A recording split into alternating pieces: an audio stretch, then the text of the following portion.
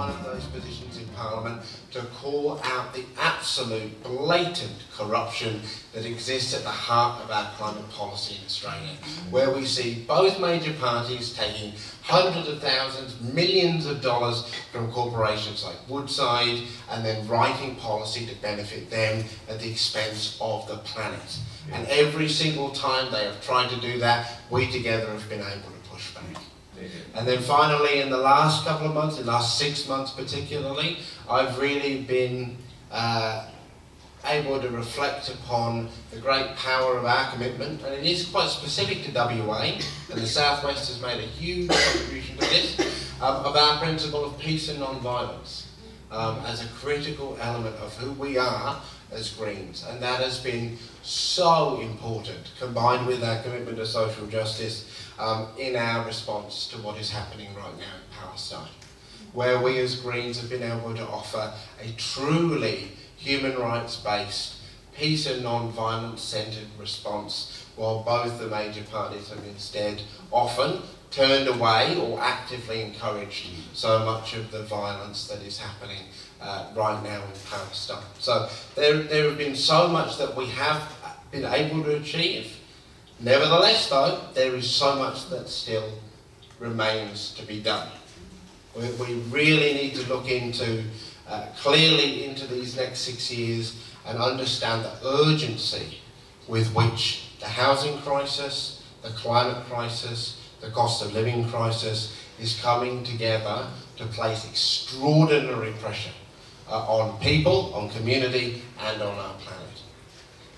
Something that lives in my mind quite a lot is the reality, and it can be scary, that there is such a thing as being too late.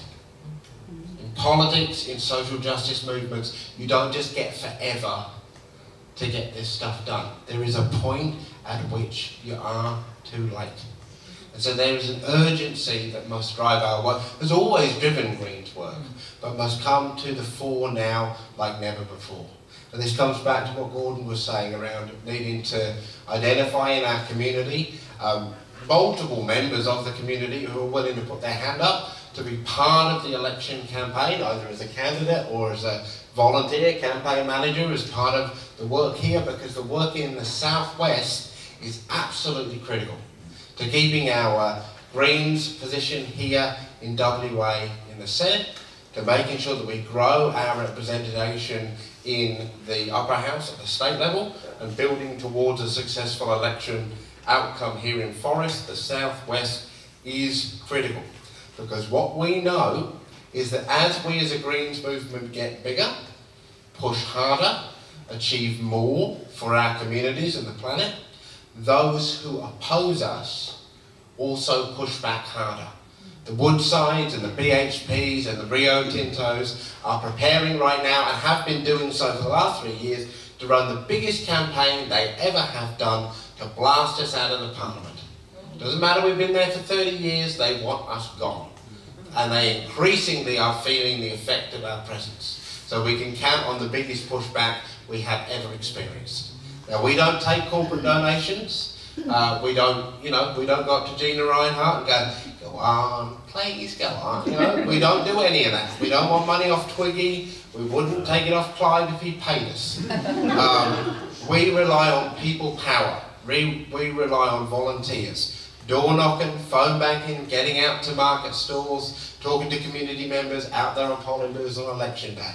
That is how we win. Door to door, street to street, having conversations with people, sharing our Greens vision.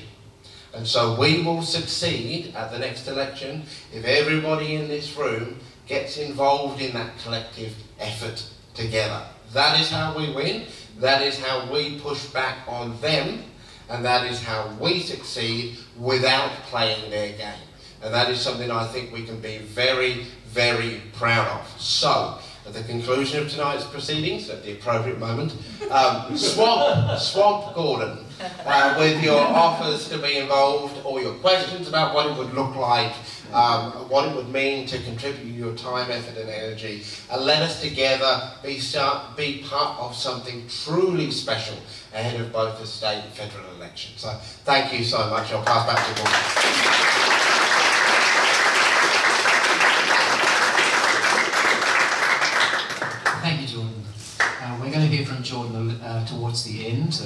give us another little rev up, if you wouldn't mind.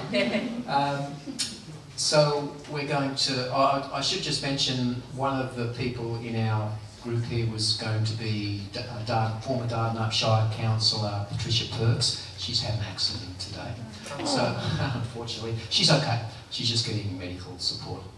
So who else was there to invite? Hey, there he is up here, Greg Boland. So thanks, Greg, for stepping in. And Greg, as I'm sure he's going to tell you, has such a depth of experience in the Greens candidates, campaign, managing. Greg has done it all. So moving on, we're going to go to Marilyn Palmer. Marilyn is a former ECU lecturer, social researcher on climate justice. Wonderful things that Marilyn's done over the years. She's been a Greens candidate and so much more. So I think Marilyn's going to talk to us about the local aspect of campaigning. Thanks, Marilyn.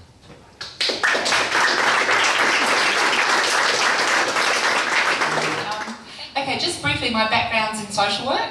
So in the 1990s, I began researching the impact of climate change and eco-collapse on social problems. Was the question like, if we're in social work and we're working with domestic violence, child protection, what will be the impact of climate change and ecological collapse? That led me to some of the early readings from the 1970s by the Meadows, Danella and Dennis Meadows, on limits to growth. And from that moment, that kind of obvious statement that you can't have unfettered growth on a finite planet was like, oh, okay. Who knew? You know, really, who knew? So it was so obvious. And so it then meant, well, how does that then translate into the day-to-day work of social workers? They said back then that in the 1972, when they published that original work, that by the first or second decade of the 21st century, it would become obvious that there was limits to growth and that we would really start to feel the impact of that. So when anybody says those predictions haven't come true, we can kind of counter that by saying, go back to the original studies and you'll see that the predictions are actually pretty well on track.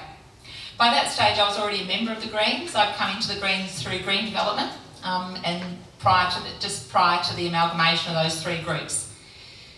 What I wanted to talk a bit about was the notion of activism and what that means, and to really build on what Jordon was saying, to really encourage you. If you're here now today, you're an activist. So I'm wanting to kind of unsettle a bit of that language around activism. People get a bit twitchy about it, but I'm really wanting to say an activist is what an activist does.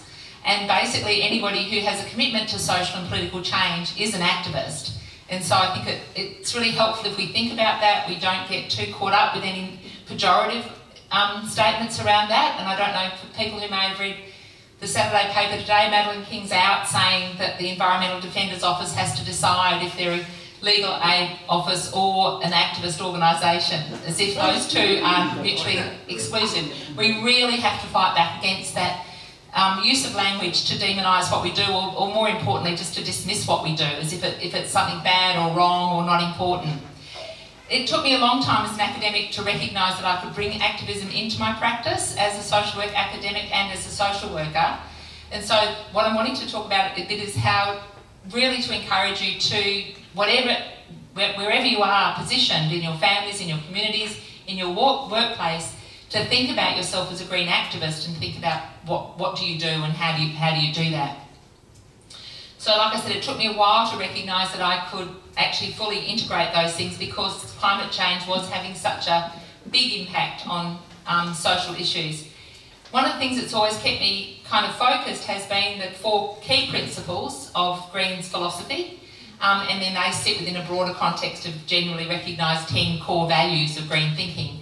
But those 4 principles around social justice, participatory democracy, ecological care and peace and non-violence obviously sit at the heart of social work, and they're recognised now internationally as core principles and values of social work. So for me that was fairly easy.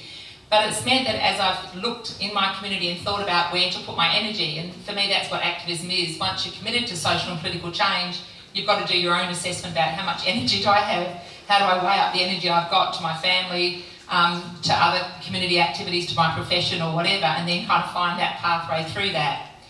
So for me it was quite easy to just look at when something presented itself to be able to say, is that something I want to get involved with or not?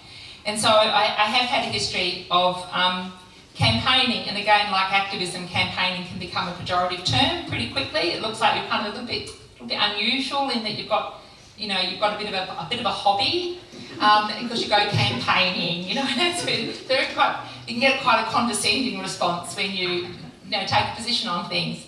But for me, over the last sort of 20 or 30 years, it's just been kind of drawn to it, because what you're offered or asked to do, or what you see needs to be done, once it sits in with green principles, you just end up doing it if you can, and find where you want to do that. So for me, at one point there was an attempt to build a steel mill in downtown Bunbury, which looking back is just so ridiculous and absurd. It was on the harbour, and of course we always suspected that it was actually just to get a whole lot of money from a very naive local government to a consultancy firm to do the feasibility study. But anyway, we got active in that one and stopped that one. There was also a proposal in Bunbury that we were active in, and when I say we, this is loose networks of people, often connected to the Greens but not always directly connected to the Greens, to export live sheep from Bunbury. So that was another one that we needed. And so very often it's this kind of resistance, because it's obvious that there needs to be resistance, but you've got to then tackle the kind of pejorative comments about you're anti-everything. And that's why, of course, using those values of the Greens is so helpful, because you can really then talk about what you're for, not just be seen to be doing things against. The thing that I was really active in, which was a year of my life I'll never get back, was when the state government decided they were going to close certain high schools in order to sell the land and amalgamate them. And that was the local area education planning process under the Barnett government. And so Bunbury High School, which is perched on the most magnificent piece of land in Bunbury, was sort of mooted for closure along with the local primary school. That was a year of heavy-duty consultation, again, not directly with the Greens, but it was Green principles that drove my involvement in that and made it so clear about why we would oppose that. So we did that. That was a year of meetings, holding government representatives to account, pointing out, taking alternative minutes to counter their minutes, which were often corrupted and lying, basically. So in the end, we were one of the few schools that didn't close. And of course, we now know in hindsight that they were a disaster. You've got the whole western suburbs of Perth without any reasonable government high schools. So we were able to make sure that Bunbury High School remained in its location as a viable secondary school. What was interesting about that, though, was at that time I decided to run as a Greens candidate. And this is a thing, I really encourage all of you to seriously think about being a candidate. It is an incredible experience. You do learn a lot. And it's a very rewarding experience for even if you're just close to it, another person who's campaigning, but being part of that, either as a candidate or a supporter. For me, the dilemma was that this opportunity came up around 2000, coming out of the LAEP process, that I decided to run for the Greens. But then I had this real dilemma about whether I was being opportunistic, having been quite active and well known in the community in the newspapers. Did it look like I'd only done that? Try and save your high school, because you really want to be a Greens member, So you have to just weigh that up. If you're active in the community and you're running as a Green, how am I understanding that? How am I presenting myself? And again, it goes back to values. What are the values that you're involved in? So one of the other things I've been doing is we're now into 150 weeks of standing outside Nola Marino's office for women's, as a consequence of the Women's March for Justice. And that really is that's part of the community building of Greens activism as well. The Greens, no difficulty at all in arguing for justice for women and better services for women from a Greens position. Sits firmly within the social justice value, and so there's no problem doing that at all. But what we do with that, and there's about a group, anything between 5 and 10 of us stand outside Nola's office, even though it's another dilemma, it's a really serious issue, but we make sure that we enjoy ourselves. It sounds like a complete kind of contradiction there. But we have these incredibly interesting conversations. And again, not all of those people are Greens, but clearly they're not voting Liberal or National Party. But we're, again, having these conversations which build community and build connections between people who are both interested in the Teal or the Voices for Forest group, ALP and Greens. So we're having some really interesting conversations, listening to each other about a whole range of things. So that for me is another part of activism which is really important. So really what I wanted to say was just to recognise that you're an activist because you're here and you're committed to social and political change. to grab the opportunities wherever they present themselves and to be part of that community of green activists, which is all of us, to go forward into this really exciting time. And it looks like we may be able to have some success. In Forrest, Nolan Marino isn't going to run. There's talk about it being Ben Small, who's already made himself famous by over-talking a woman who was explaining about mansplaining. so he's at the moment being mooted as the best candidate for Forrest, so we're in a very, very good position federally if it ends up being Ben Small who's the candidate. He's also in partnership with the son of Jeff Prosser, who is currently doing a development which we're locally and affectionately calling Tossers Towers in Bunbury, which is a really inappropriate housing development, which happens to be just down the street from me, so I'm quite involved in that. So Ben hasn't got a lot of credentials in my view, so, you know, be active around this, because now's a good time.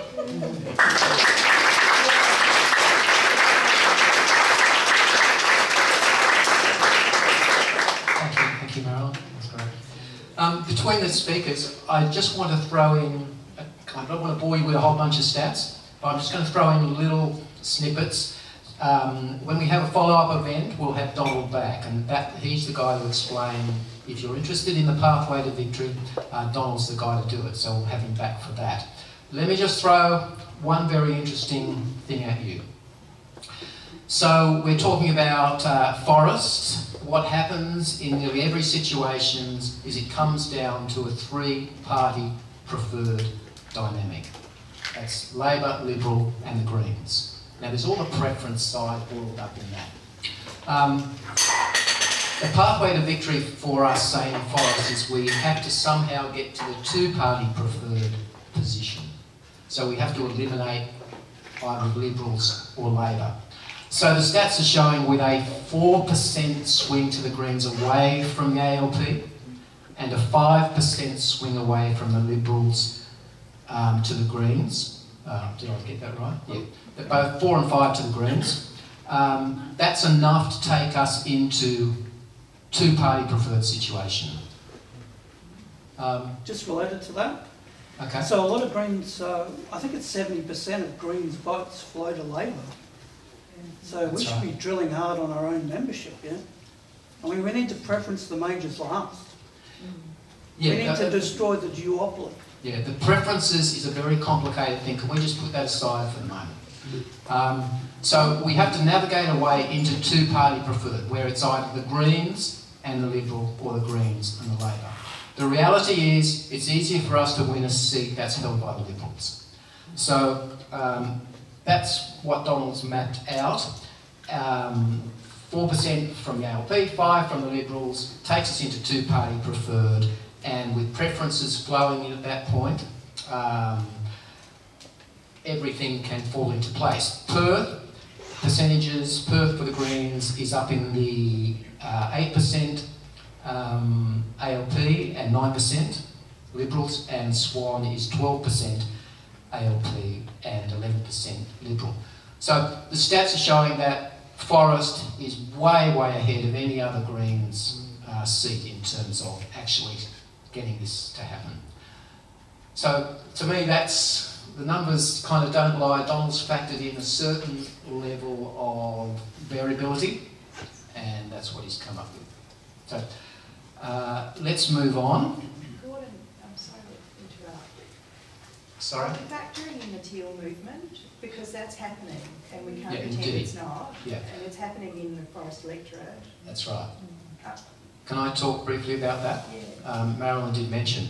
We are in conversation with the Voices for Forest team, myself and Diane and a few others have had in-depth conversations how Greens and the Voices for Forest can work collaboratively so that there are benefits for both groups. And when it comes to preferences, there's already a sense of being collaborative to support each other.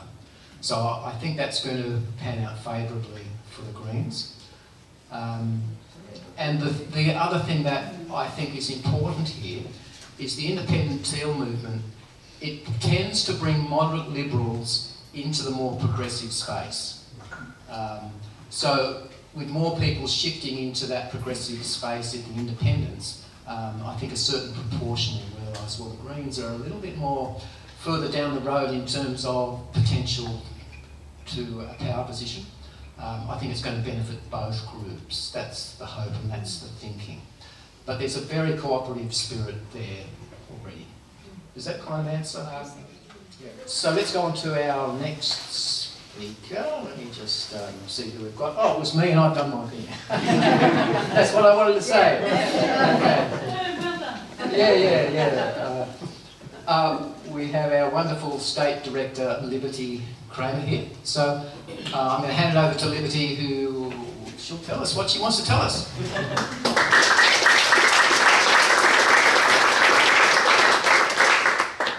Gordon, and I wanted to say a huge thank you for organising this event. I'm sure everyone in the Forrest-O'Connor Greens has done a huge amount to pull it together, and I'm so excited to see there's such a good turnout and such a beautiful space. So give yourselves a round of applause for pulling this event off today. And I'll just also acknowledge that we are on Wajaka, and I really appreciate the land that we're on here. We've spent a lovely morning spending some time with the trees and really connecting with nature around this beautiful, beautiful place. So I thought what we might do to kind of give a little bit of context to some of the numbers that Gordon's been talking about is take a little bit of a step back and look at what the political opportunity is that we have in front of us at the moment. So this is extremely exciting year. If you're not aware, we have a state election coming up in March 2025, which sounded a long way away and now actually sounds extremely close. And we have a federal election that we're expecting sometime between August this year, please no, and May 2025. So as you can probably guess, those two windows overlap quite significantly, which actually has a really wonderful benefit for us, because it means that from now, from the time we've pre-selected Jordon at the end of last year, and from when we finish pre-selecting our upper house candidates, we're essentially on election footing for every issue that matters to our communities and every issue that matters to us from now until May 2025. So it's looking a lot more like the election will fall next year. There's a few kind of things that are pointing in that direction, and one of them is that we've got a Labor government at both state and federal level.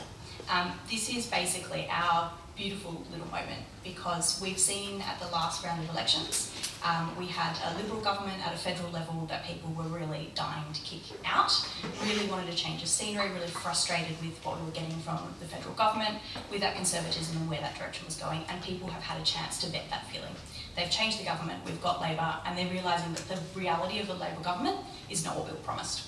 So what we've done is get rid of a bad thing, but we haven't replaced it with something that is exciting, that is progressive, and that is bringing about the change that we wanted to see. At a state level, we came off the back of,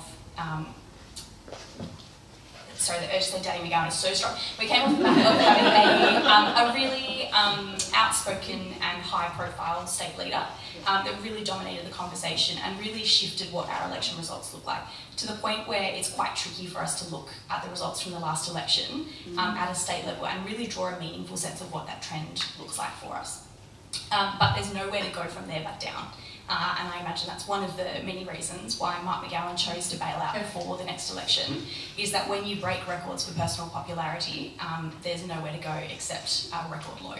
So his judgeship, we have a new Labor leader in Western Australia, and at both state and federal level, we have governments that have basically set out to routinely disappoint us. So we have at state level a government that has a majority in both houses of parliament, and yet has chosen to do, as far as I can see, essentially nothing with that.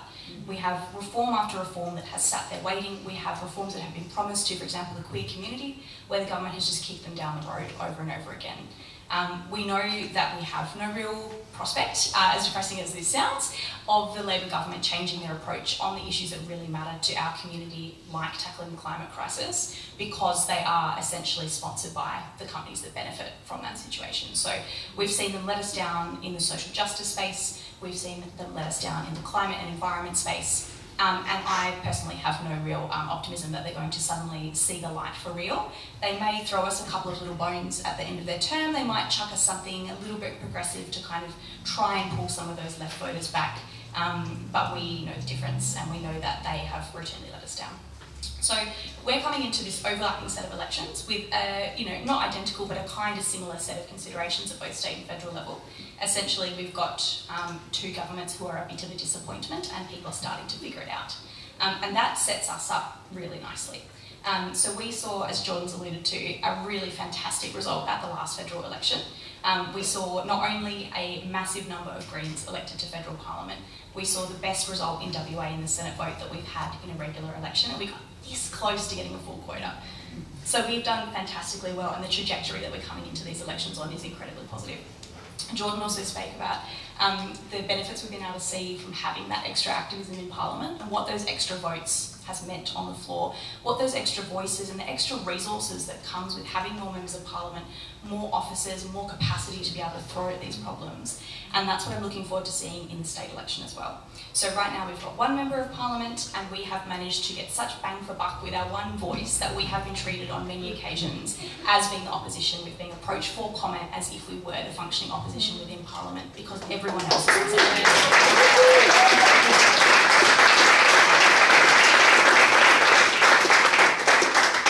Because of the upper house reforms in that last election, which many of us know was such a downer on many fronts, that we lost a number of our sitting members of Parliament. We now, instead of having upper house regions, we have all of our WA upper house seats together. And what this means in a practical sense is that the threshold we have to step over to get someone elected is much, much smaller. So if we're able to recreate the vote that we got at the federal election, and we're able to do that in the state election, we'll be looking at picking up not just 4, but maybe 5 members of Parliament instead. So there's going to be a huge growth for us, and we'll be doing our own little mini recreation of what we saw happening at the federal level, where we were able to bring in a huge new rush of voices, of activism, of capacity, and the difference that that will make to the issues that we can fight for in Parliament when we are already being treated as the voice of opposition in WA is going to make such a tremendous difference. So I am looking ahead to this year with a huge sense of anticipation and excitement, because I feel like we are really sitting on the precipice of being able to take a big jump forward for the WA Greens. And I'm particularly excited to see that there's so many people here who are interested in having a think about what that could mean for them, what that could mean for our community, what issues we want to be fighting for, what voices we want coming out of the Southwest. There's a few things that have been kind of mentioned in terms of specifically Southwest sort of changes. So we've got Nola Marino stepping down. We've also got a little bit of redistribution happening in the Southwest. So we've got a little bit of adjustment between that's Warren Blackwood. That's going to bring some of the areas just north of Margaret River into Warren Blackwood. So there's a little bit of a kind of rejig happening in that sort of space as well. And we're still waiting for the final federal redistribution, but it's looking like that will be more around the kind of East Metro area of Perth, so hopefully it won't be too much of a deal around here. And there's also been a little bit of a shake up in the electorate demographics, because if we think back to 2021 and even to the last federal election, which was only about 18 months ago, the things that have changed in terms of what matters to people, what is headlining the news, where people are living, what they're prioritising in their life. We had cost of living as only a little kind of blip of an issue starting to come together just before the federal election, and now it's just about everybody, what everybody can think of.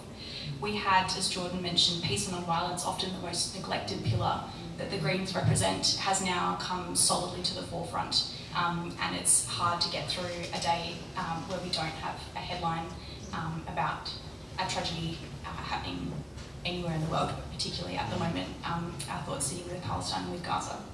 So I think we've had a huge amount of change that, when you put together with the electoral conditions that we're sitting in, give us an incredible opportunity. And that's where we all come in together, because it is abundantly clear, especially with such big spread out states, that we cannot run campaigns that will change hearts and minds of thousands of people with just a couple of people sitting quietly in an office. It's not the people in the office that win those victories, it's the people on the ground. And it's people like yourselves. And I'm really excited to have our Q&A, but also to kick on afterwards and have a proper chat with you and find out what it is that's going on that you would like to have focused on in your campaigns, what kinds of campaigning that you think work best and where you would like to see that support. But I also wanted to add a little kind of vote to what Marilyn said about the enjoyment and the benefits of being a candidate. And I wanted to ask if people who've been a candidate before for the Greens, or people who have thought about being a candidate, could put your hands up. so people without your hands up, if you look around at the people who... No,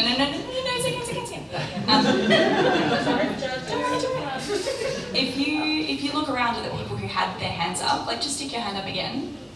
Do these people look weird? Like, do they look... No.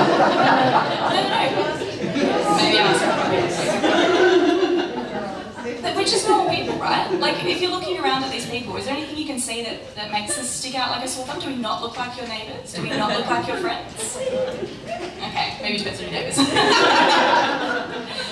But I remember the first time I was a candidate, or actually the first time I thought about getting seriously involved in the Greens, I had been interested in politics my whole life. I had been a huge follower of current affairs. I cared a lot about stuff. I had a big heart and I wanted to make a difference, but I didn't know a single person who belonged to a political party.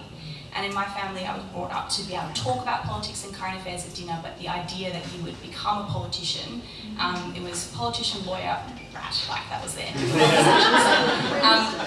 I didn't know anyone who belonged to a political party. It was a completely foreign concept to me. And I eventually met a couple of people who I really liked and respected, who, after I'd known them for a little while, just casually revealed in conversation they were actually members of the Greens. And I thought, oh, hang on a second. Maybe this is something that feels approachable and possible and something that a normal person can do. These people are normal people. They care about the things I care about, but instead of just caring about them, they're actually putting them into action and making a difference. So I'd encourage you to have a think about, I know that everyone in this room is going to be involved in some way of making a difference in your community, and that might not be with your Greens hat on, but there might be other people in your life who are involved in the things that you care about, that you might be able to slip that into conversation with. You might be the person that breaks down that barrier for them. And by revealing that you're involved in the Greens, you might be able to reach out a hand to them and to bring them in and get them involved, and they'll be the people beside you on a polling booth at the next election. They might also be your next candidate. These people that you haven't even had this conversation with yet. And our candidates might be in the room with us right now. Because you might be thinking about getting involved in this election, and you might be wondering if this is the time that you put your values into action.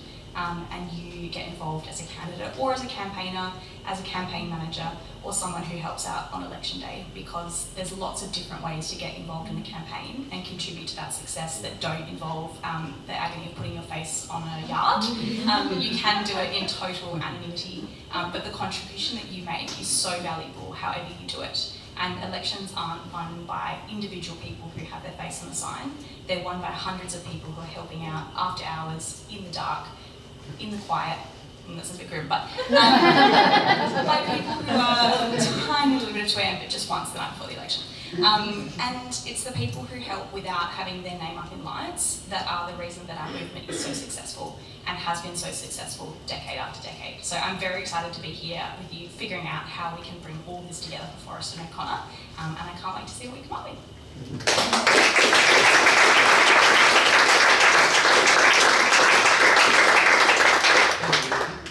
Fantastic. Greg or Verity, who'd like to go next? I'm just going to stand up more because I need to get that extra energy out, ADHD and nerves, so it's the way that I'm going to deal with it. So, and also left my better notes over there. So, Kaya, my name's Verity. I'm a recent joiner to the Forrest-O'Connor Regional Group, but I have been a Greens member for nearly 10 years now. And prior to, up to the 2013 federal election, I'd really just mainly helped on election days, handing out how to vote, but then disaster struck with the ballots going missing for the Senate. So I was, got the courage to finally get involved with the by-election campaign. And I went on a door knock that Adam Bant attended in Subiaco, and I started meeting people and making friends, and had a great time. Doing different things, different events. Scotland's 2.0 event, and then Tony Abbott did his May budget, and that was the straw for me, and I joined the Greens. And it was also the fact that I'd made those friends, and met those people, just like Liberty said, all of a sudden, oh, hang on, these people are kind, will like me, and I get along with these people and I feel like I belong. So yeah, and since then I've been involved in all sorts of roles, from just helping call supporters, door knocking, phone banking, text campaigns, data entry, and also coordinating polling booths and still just handing out a lot of hard votes. And I've gained a whole lot, not just skills that I can apply in the workplace as well, a lot of interpersonal skills, talking to voters, talking to volunteers and helping support people, but also it's that sense of belonging.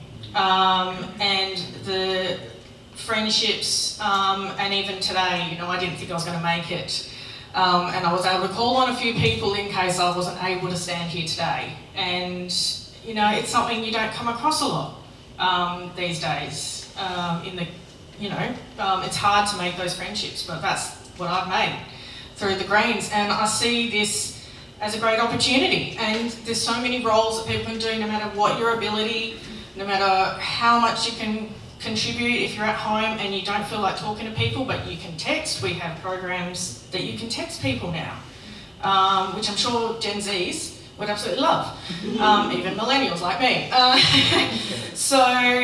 Or you might want to enter the data, or do phone bankings. We can run them via Zoom as well, so you've always got the support. And as a volunteer, I think it's still in place that they've got access to the EAP program.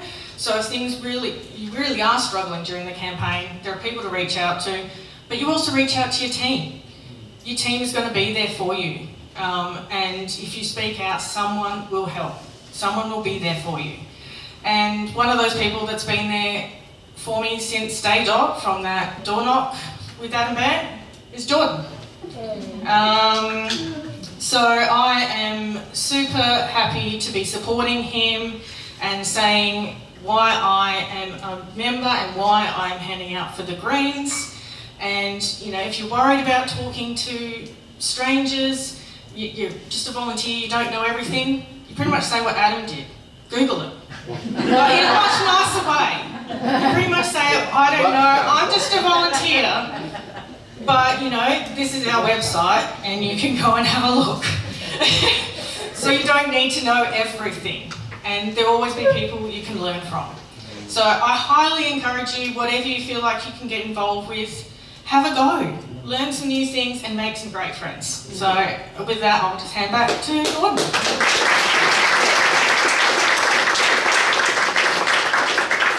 That was wonderful, Verity. I mean, the other tier of Greens activity, dynamic people, just working so hard.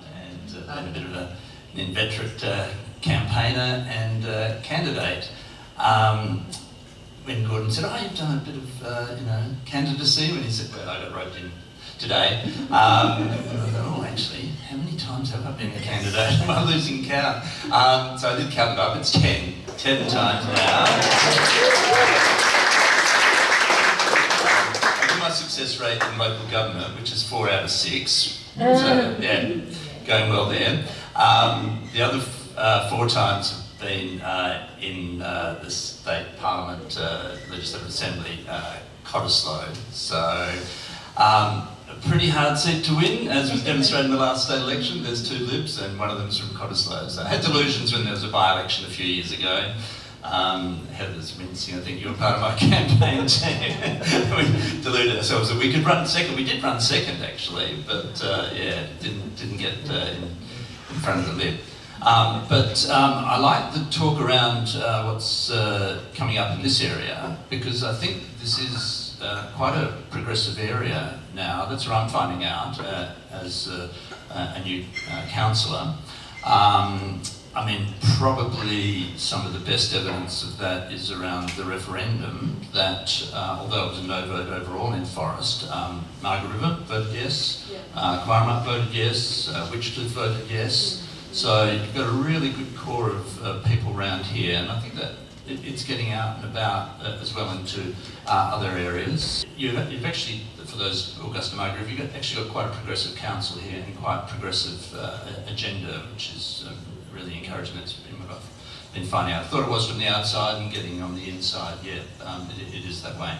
But as far as campaigning down here, it is just such a different thing. Like I was used to Cottesloe, and I was on council there for 3 terms, and it's 4 square kilometres. It's one suburb.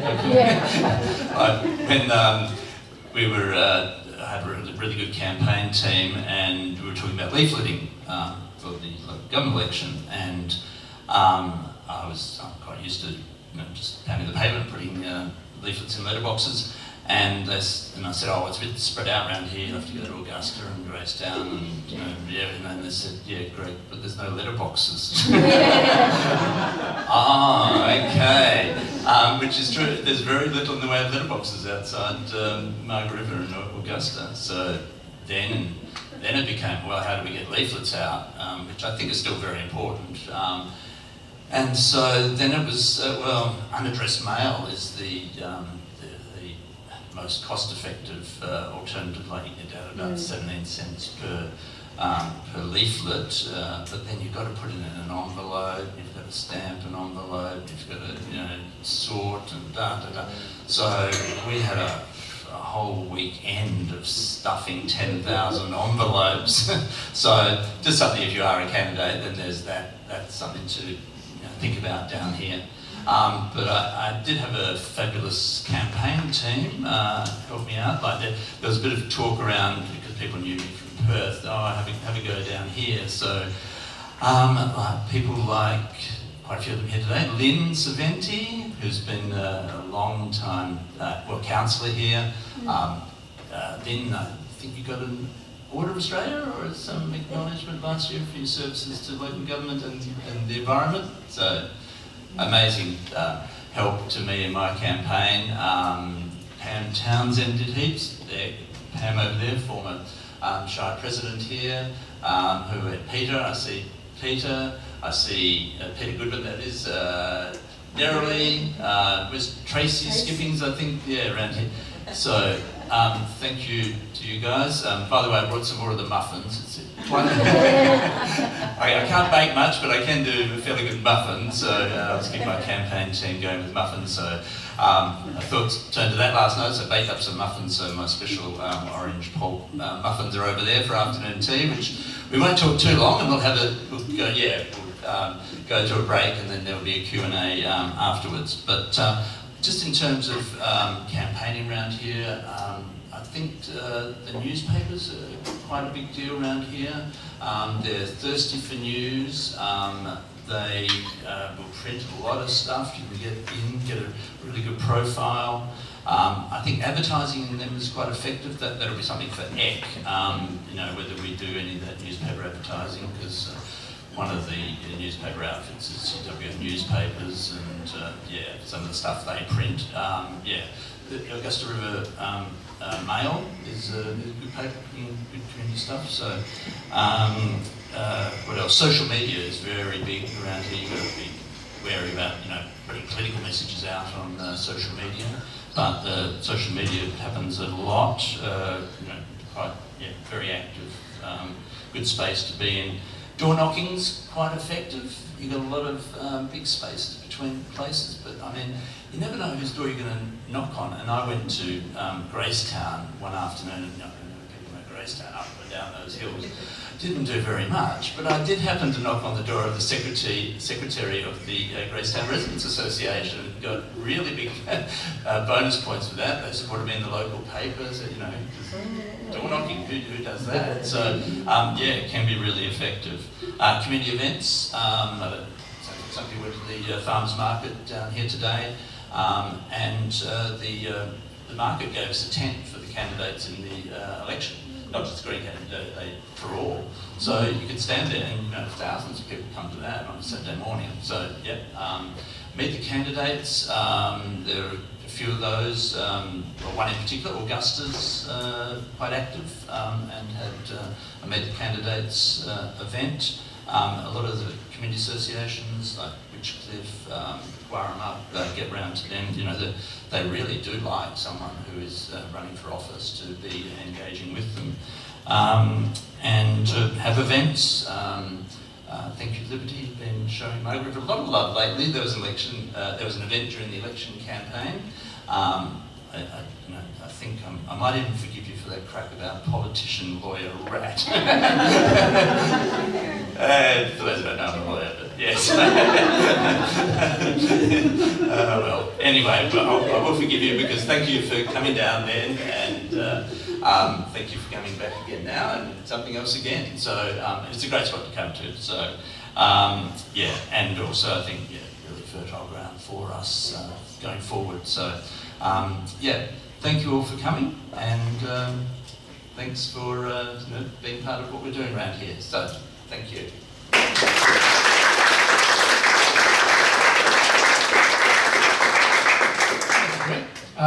We're going to swing into the Q&A, which is with this fantastic panel here. How could we not do a Q&A? So, questions from the floor. So about Gaza, Yes. so US satellite surveillance over Gaza is collected by Pine Gap, and then Yes. Pine Gap and the Australian government hands it over to the Israelis. Yep. This has been confirmed by a 20-year veteran. So Yep. I've spoken to David Shoebridge about this, and he Yep. seems to be prioritising the defence materials side. But Pine Gap really is the point of leverage. Yep. And with the interim ruling from the International Court of Justice, Indeed. the Prime Minister is now in breach of the Genocide Convention. Because even though it's not finally decided, there have been measures with that interim measure, and the Prime Minister is in breach of those. I think the Greens should call it out aggressively, and also push the Overton limit a bit, and call for an end to the US alliance. I 100% agree with you, my friend. That you've basically revealed to the room what our plan is when we get back to Parliament.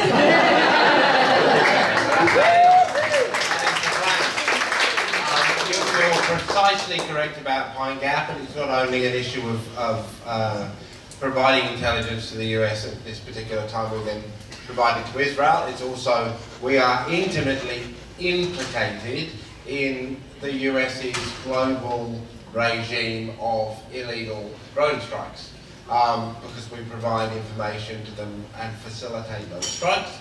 We are also a key element in the nuclear infrastructure of the United States, giving them a first strike capability via Pine Gap. So that's why our policy position is to remove the US presence from Australian soil, full stop, including the closure of Pine Gap.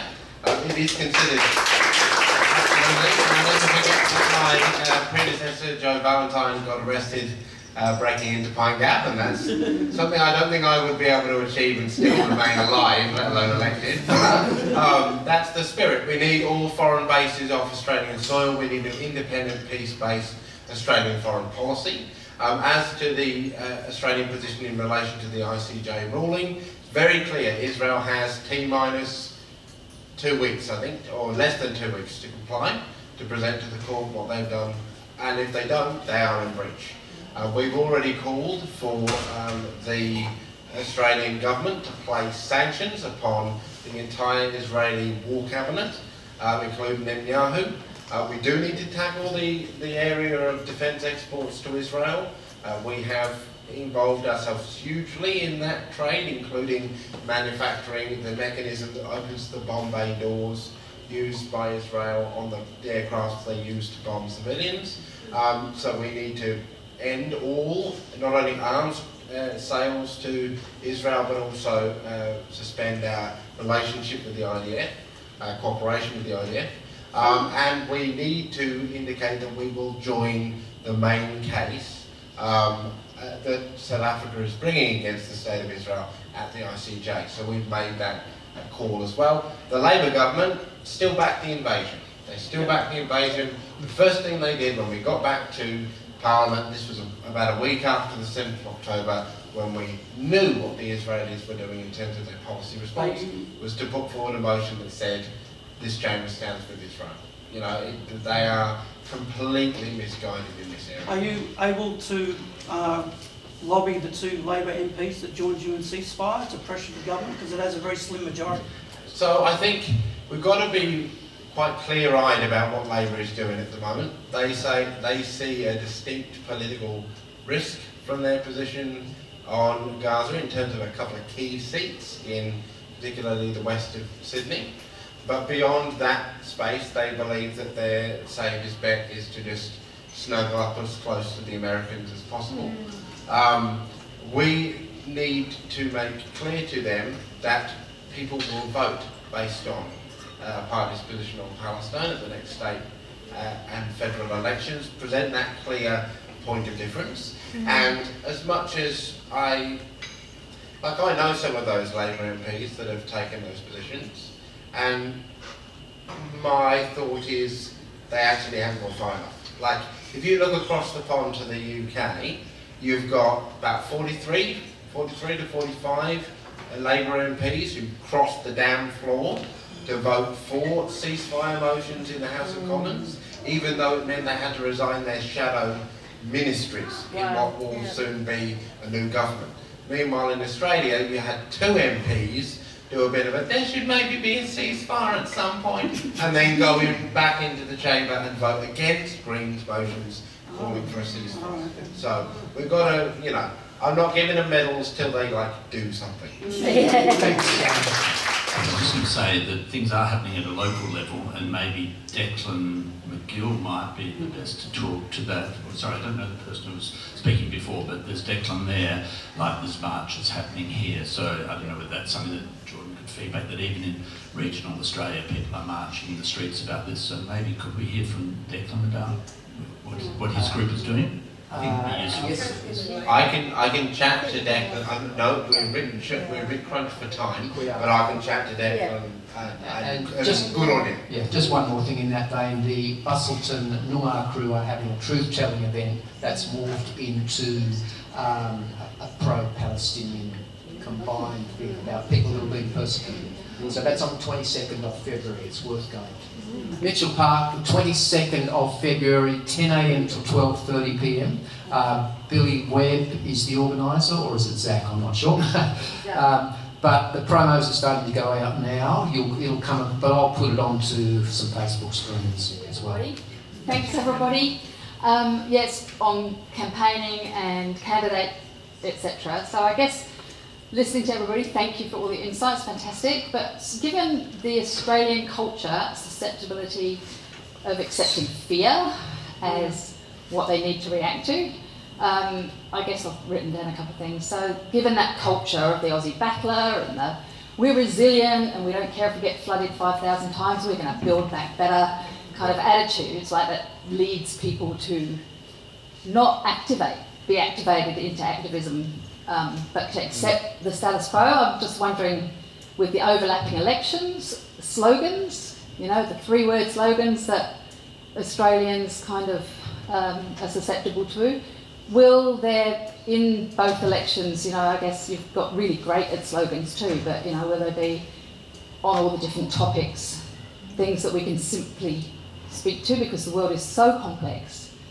And yet I think that's incredibly difficult. And I think about the pushback that you were talking about, Jordon, from corporations and from conspiracy and from the spectrum of, you know, that we're experiencing. It's so complex but so simple at the same time. So I'm really interested in the approach to that on both elections and how we can support that. Does that make sense? Yeah, I've got one kind of like big thoughts answer and then one like more practical to kind of tackle both elements of that. I really understand what you mean about the coming from fear, and I think certainly we know for sure that people respond to emotion of all sorts, and I think at the moment fear and stress can feel like the emotion that's really at the forefront. But I wanted to, I guess, draw like our attention and memory back what feels like a really long time ago to 2020, and at the start of the pandemic there was a huge amount of fear and change and uncertainty, but at the same time there was also a lot of feeling of connection and of things being shook loose at their roots, and of not just responding to fear through individualism but through community. And I remember thinking back to, you know, things like making sure that everyone had enough toilet paper and looking out for your neighbours, and we were able to move beyond just the fear of that situation and look for some moments of hope and connection as well. And so I, even though very much at the moment reading the news is a very heavy space to be in and fear between financial stress and international relations can feel like very much the kind of predominant emotion. I wanted to, I guess, get us thinking about that idea that hope can also play a role and that we know people respond to emotions other than fear as well. And we've got, I think, a great opportunity where, or actually I don't want to use the word opportunity at all, but I think in scenarios where people are really grappling with what matters to them and what's really important to them, there is a moment of reflection and going back to what those things might be, and they might be community, they might be family, they might be a future for their children, and they're all things that we have policies on, we have solutions that we can offer them. So it's about being able to connect with people who might come from really different backgrounds from us, or we might never have thought we had anything in common with, but realising that actually we do share some of the same fears or the same concerns, but moving beyond that fear into, we actually have some suggestions about the way we can tackle them and we can move forward together. And here's the kind of community that I'd like to live in, where we can move past those fears. Is that the kind of community you'd like to live in as well? And offering them a little bit of a solution in that space too. That was my big thoughts response, but my kind of more practical one, which is about your question of like, how do we come up with a 3-word slogan, and do we have one 3-word slogan that works for everywhere across the whole state, or do we have a little bit more room to kind of make sure that we're really speaking to the people that we're speaking with in that moment? We'll be bringing on board a new staff member in the office quite soon, who'll be our big communications person, and their first job out of the gate will be working on drawing up our state elections platform together with our new upper house candidates when we figure out who they will be. And one of the things that they'll be doing, we'll be going through that process of figuring out not just how can we connect what we're doing in the state election with what's happening in the federal election, how can we make sure it's really well connected with what's going on in our communities, and maybe not to the extent of like coming up with the catchy 3-word slogan, but really moving in that direction of like, how are we going to talk about these big ideas that we have, and how are we going to connect them simply with people so that they're easy to understand. And the kind of the last element to your question was, do we all have to do the same thing? And we want to make sure that we're giving a really consistent message. We want people to be able to understand that no matter where they are in the state, when they're voting for the Greens, they know what they're getting. And it's more than just voting for an independent. It's voting for a whole suite of policies. It's voting for a deep and a rich history, a history of that activism, and a depth to what it is that we represent. But that at the same time, we need to be able to customise that messaging to connect with communities. And I know that there will be different things that are going on in different communities, different things that are really resonating. And I know that there'll be, campaign teams will want to make sure that the issues that they're highlighting really connect with what's going on around them. So as long as we have that consistency, we're going to have a level of customisation as well. Jordan, did you want to add? No, I think you covered it. I guess the one thing I would add is listening.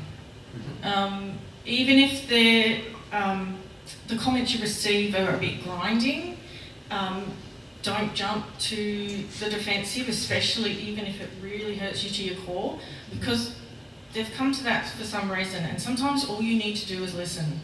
And that can be one of the most effective tools with campaigning, is just giving someone time to speak, get things off their chest, say, oh, I'm sorry, you feel that way, and then, lead to some solutions, or asking them questions on what they think the solution is, because that is one of the most effective ways to get someone to come around to your ideas.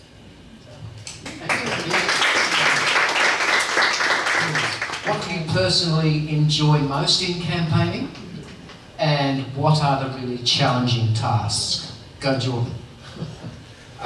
Meeting new people. I love meeting new people and being part of a group and a team who are building a connection with each other as part of a broader movement. There's nothing in the world to me like that feeling of connection and community. The challenging part, the amount of houses with steps. that can be quite a challenge.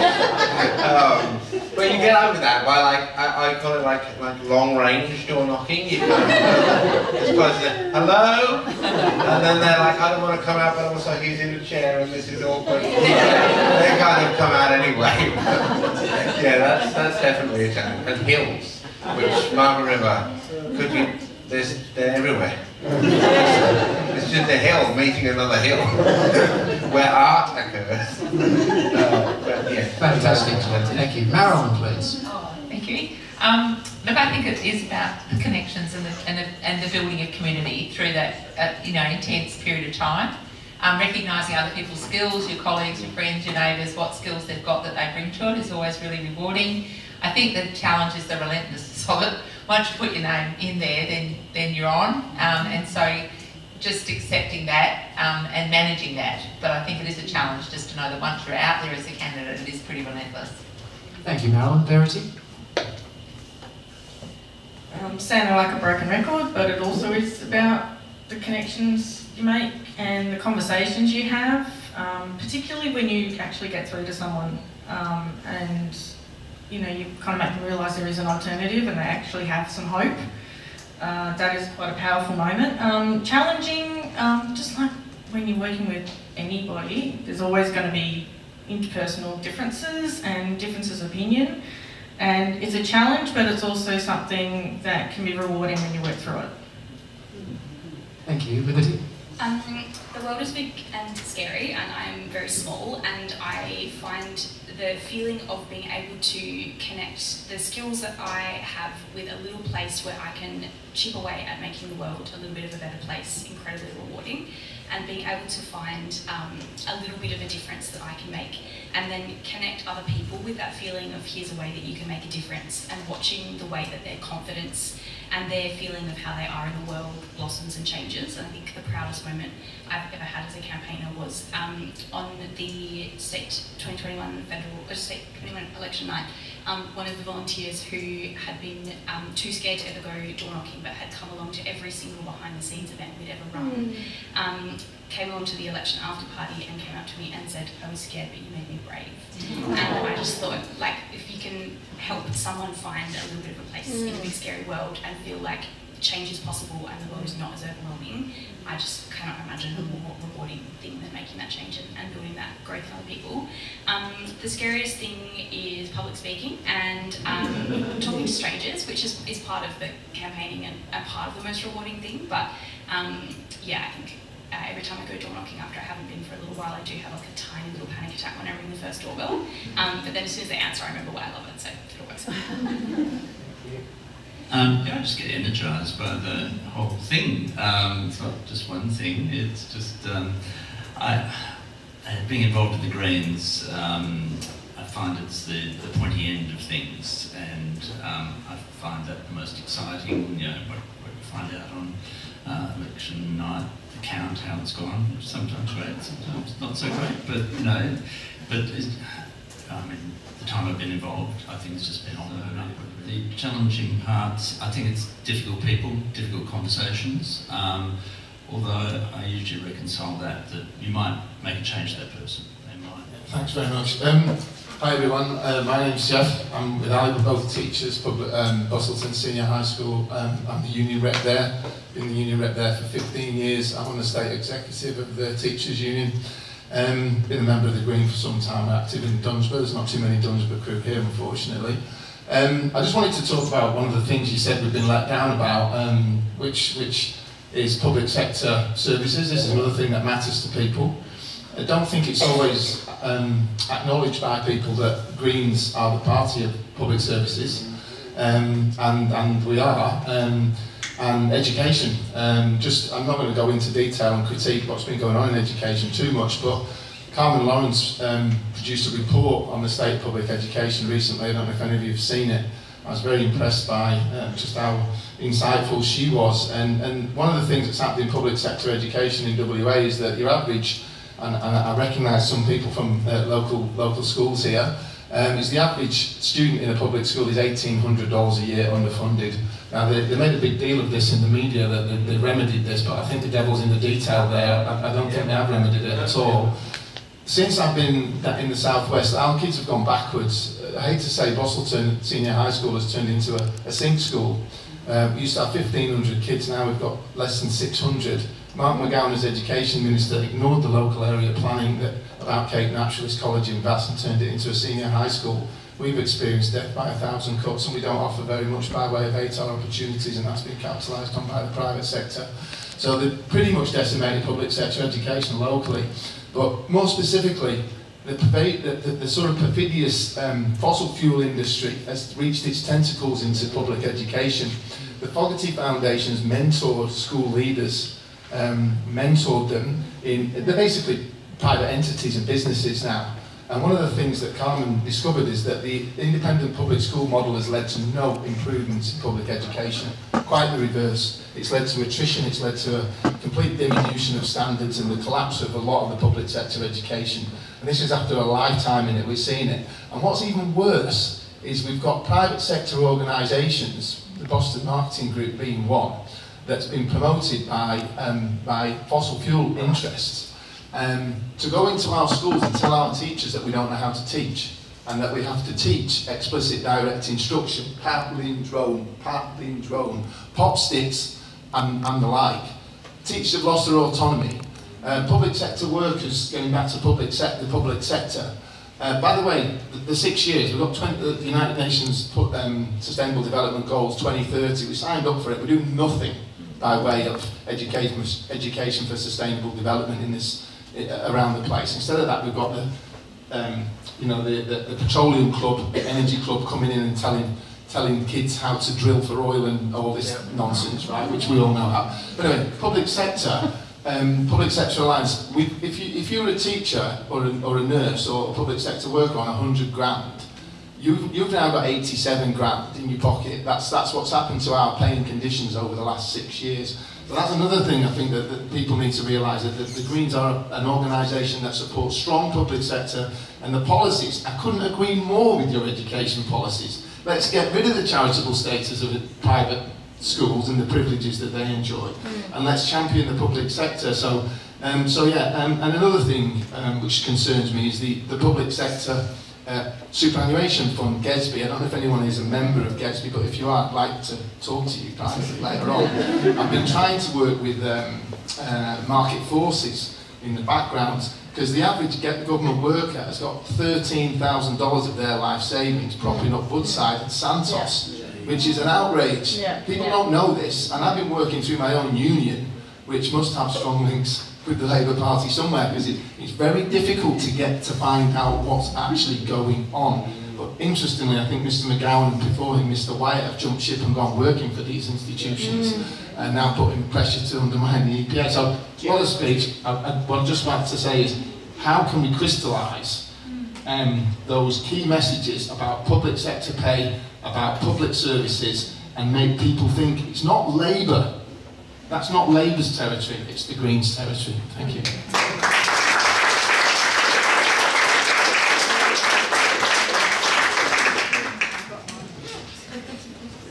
I mean, I'll just be really quick, but I agree with everything you've said. One of the ways that we're doing that really effectively right now is that our school spokesperson, Penny Allen Payne, has had 30 years in the Queensland Teachers Union, been a principal for 15 years or more, and he's literally with a fine-tooth comb going through all those agreements and revealing to the public what's actually in them. So I had heard just today what was actually in the WA agreement from Penny's social media. So she's out there telling them, and then she's also linking it with something that you would have heard us talk about a lot, which is making corporations and the rich pay their fair share of tax so that we can fund those public services properly.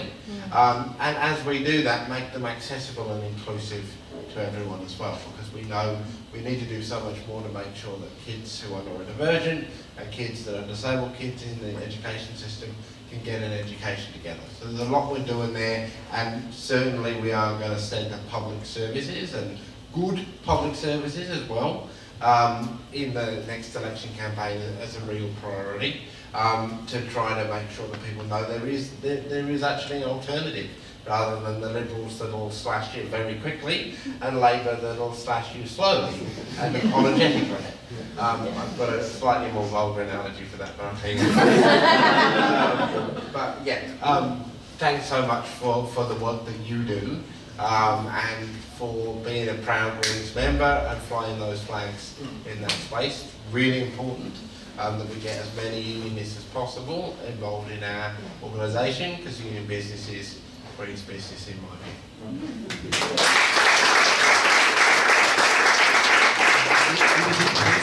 Yes, I just quickly add on. Firstly, thank you, and so well said. I had a couple of little fun or maybe not so fun facts that might interest people. One is that, did you know that public sector workers can't run for Parliament? So obviously, you know, my first thought was to say like, Jack, why don't you get up on that mic? But that's one of the things I think that makes it really difficult for people in those fields, which are so important and are the, you know, the backbone of our society in Western Australia, to advocate for themselves in that public way.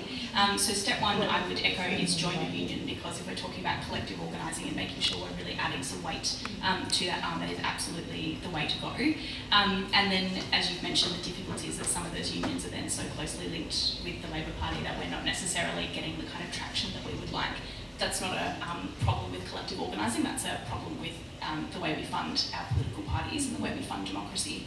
My other fun or not so fun fact was what I was thinking while you were speaking was about the concept of the Woodside nippers, and how we have really established this essentially like cradle to grave state capture in Western Australia, where it's almost impossible to get through a week, a month, a year in our lives without interacting with some way that the big oil, big gas, the resource companies have purchase the things that we need and use them to buy social licence. And I think back to the Skies sponsored by Gina Reinhardt last year, and how deep that goes, that essentially they're capturing our kids and indoctrinating them with the idea that level of involvement by money-making, profit-making organisations that take finite resources that belong to First Nations people of this land, ship them offshore, and we do not see the benefit of that, and we can never get them back, and we can never undo the damage that that is doing to our country and to the world.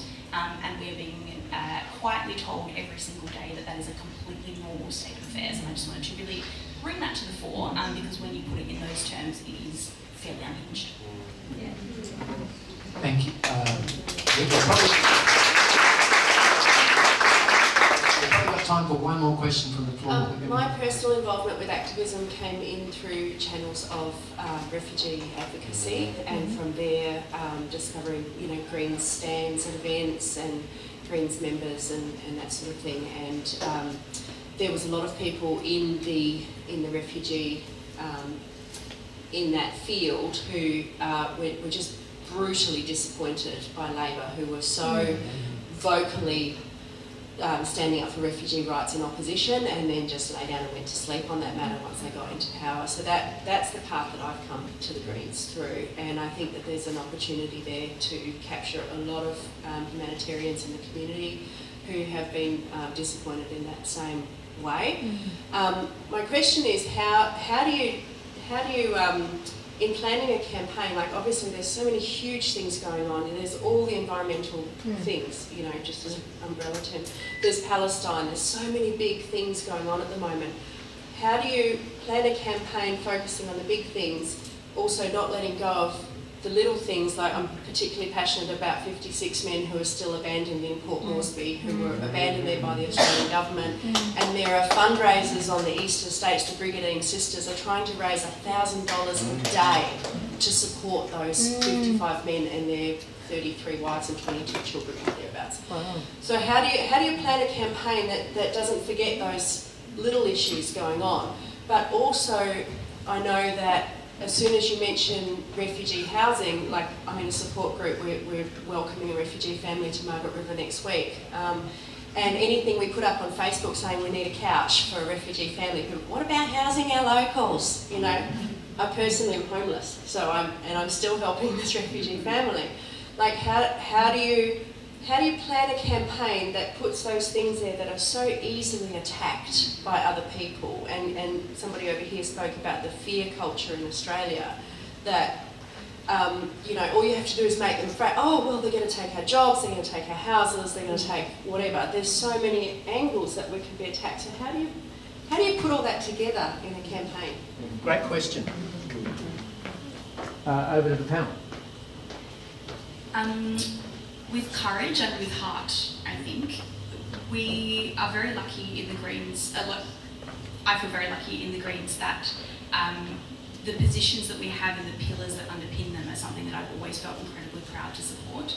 I think we have a very privileged position in a way that potentially members of the Labor Party don't, in that we're not having to turn a blind eye or keep quiet in order to not upset what's happening in the tent, we are able to, to say what we mean, to advocate for the things we believe in, and to pursue those positions with courage and with integrity.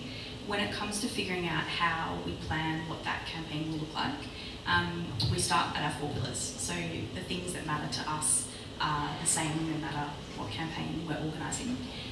When we look at this campaign, when we're planning state and federal together, we have the advantage of having all the research that's done at the federal level about the issues that matter to us and the issues that matter to our voters. So we have quite good research available both from the exit polling from the last federal election, and we can have a look at how things like demographics are changing and that sort of stuff, which gives us a bit of a sense of who are the people who vote for us, who are the people who sometimes vote for us but are thinking about maybe voting for Labor instead, and who are the people who are voting for Labor but they're not totally wed to it. And if we were able to have a great conversation with them about something like refugees, might come and consider voting for the Greens instead. And they're where we focus most of our effort. There's also a big group of people who are pretty on the record strongly as never going to be willing to vote for us. And sometimes we can guess who those people are based on some of their demographics. It's not perfect science, but we can have a broad sweep. And that lets us really target our communications and our campaign at the people who either need to be reassured we're still there and we still care about what we care about, or who need to know that we are caring about the things that matter to them and we're prepared to take action on them. How we fit it all together is that we need to make sure that the people who are able to campaign on the ground have the space to really talk about the things that matter to them. And Verity made a good point before about being able to listen to people is one of the most important things in campaigning. And being able to have an authentic conversation with someone and pick up the issue that matters most to them and be able to connect with them on it really, really makes a difference in terms of the way we can change people's votes and we can get action on those issues. It also means that you're able to have a much more authentic conversation if you're able to knock on someone's front door and you can say, hi, I'm here and I'm volunteering for the Greens and I wanted to know what matters to you in your community. And they say, oh, I don't really know, I don't really care about anything. You can say, oh, well, the reason I got involved with the Greens is because I'm really passionate about making sure that everybody who lives in our community has somewhere safe, has a roof over their head at night. Oh, yeah, that sounds great. I love that too. And then you're often away and racing with the conversation, and you can then turn the conversation around to talking about refugees, and that's where your heart is. That's what got you involved in activism. But you've been able to connect with them on the shared value of everybody needs somewhere safe at night. And at that point, it becomes pretty hard for them to really reverse that truck back down the road and say that actually the kind of people you care about don't matter. You've been able to establish a little bit of that rapport as well. I think it's really important that the way we structure this campaign isn't so didactic that we lose our uniqueness and we lose our connection with what matters to us. We have to be able to campaign in a way that lets us bring our authentic selves to that campaign and talk about those issues. It can't be as cut and dried and black and white as we're all using the same 3-word slogan. There has to be some of that authenticity. I think is incredibly important. Does that answer your question? Yeah.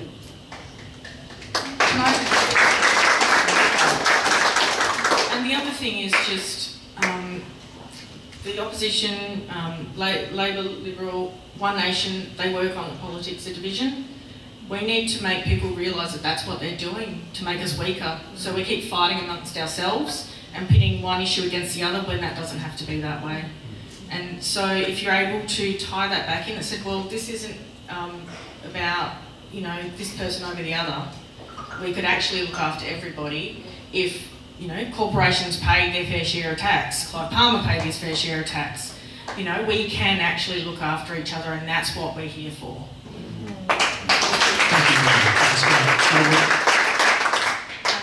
There's one thing I keep forgetting to say, and I know Gordon's going to wrap us up in a second, and I really want to be able to say it to everybody so that we can chat about it later, but one of the really important conditions about why this is such an exciting political moment is that the primary vote for the two major parties is at its lowest level in history. So if you think about the number of people who are just rusted on Labor or Liberal voters, I've always voted that way, my parents have always voted that way, there's nothing you could do to change my mind, that number has never ever been lower. And so if you think about the number of people who are kind of potentially, in that bucket of potentially persuadable Greens voters, it doesn't mean they like us yet, but the number of people who are open to that idea is essentially at the highest level it's ever been in history. And that kind of goes back to a previous question about putting the major parties last. And I think that really speaks to that sentiment, that people are incredibly disenfranchised with politics. They see that it's not working for them. They see that the major parties don't have anything to offer them. And they're much more ready to have a conversation about that than they've ever been. So that gets me really hopeful. I know there are more questions. questions out there, I'm sorry, we have to just bring things to an end now. So I'd like Jordon to have the final word, and then we've got food and all sorts of things. And we've got some musicians who Ian's going to introduce as well. But Jordon, would you take the final? Very few brief words. I don't want to sit between you and bar and food. But I just want to thank you all for giving me time to be part of this conversation today through the questions and the contributions of the panellists. I hope that you feel, as I most certainly do, that whether it is your 10th or 11th election time round with the movement, or whether this is your first Green event, you could see a space for yourself in this campaign. We will succeed when we succeed together, powered by people power, as we unite to not only push out corporate influence from our political system, but to invest in those better public services, to protect our precious places, and ultimately to build an inclusive future for all of us. Thank you so much.